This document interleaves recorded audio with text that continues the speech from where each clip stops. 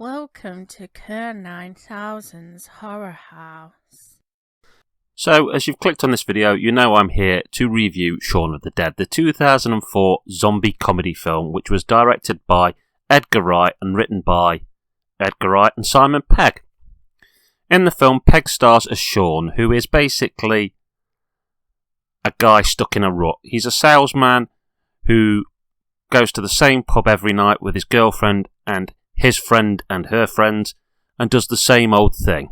He's caught in a sort of never-ending loop, like a lot of us find ourselves in life. This makes Shaun a very relatable character. This is until there's a zombie apocalypse. The film is full of all sorts of great actors: Kate Ashfield, Lucy Davis, Dylan Moran, Bill Nighy, and Penelope Wilton. It's the first instalment in what is called the Three Flavours Cornetto trilogy, being followed up by the films Hot Fuzz and The World's End.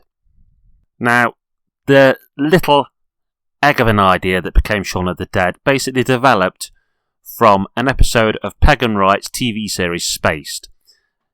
There's an episode where Pegg's character hallucinates a zombie invasion, and this is basically a feature-length version of that almost.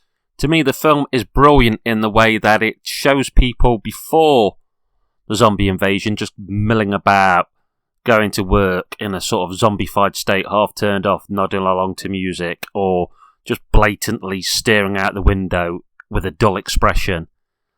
And then, when you see the world become zombified, you notice how very little has really changed, and that is a key part of the humour.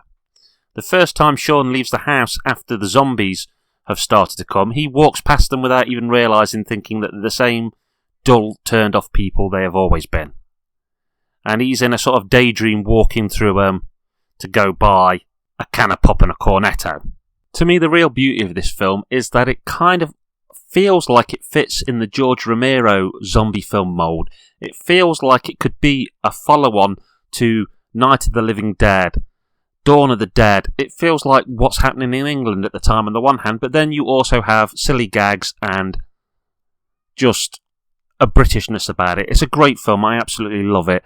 I think my favourite scene of all is where Nick Frost's character Ed describes all the patrons in the bar and their interesting lives, and how one used to be a porno actress and another is a serial bigamist. It's just amazing, and apparently that entire scene is improv off the top of his head, and yet it feels so real and awesome.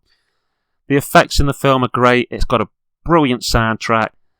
There's some really good actors in it, and it just perfectly hits the mark of being a horror and a comedy at the same time. And it's the sort of thing that I'd show somebody as an early entry to horror to sort of ease and laugh them into the world of scary films. That's KERR9000 signing off, saying keep on watching those scary movies. Take care of yourselves and each other. Laters, taters.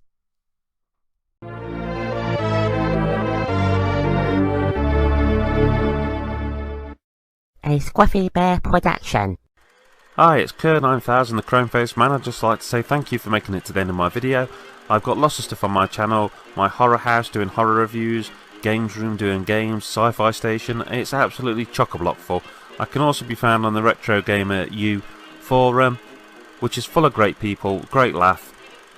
At the end of this video there's going to be some little icons to tick if you want to subscribe, a link to one video, a link to a playlist. I'd also like to recommend the wonderful, talented Just Jessica, who does cosy games like Dreamlight Valley, and is my supportive partner. Thank you ever so much once again for watching my video, and particularly if you follow me, thank you for all your support, and have a great rest of your day.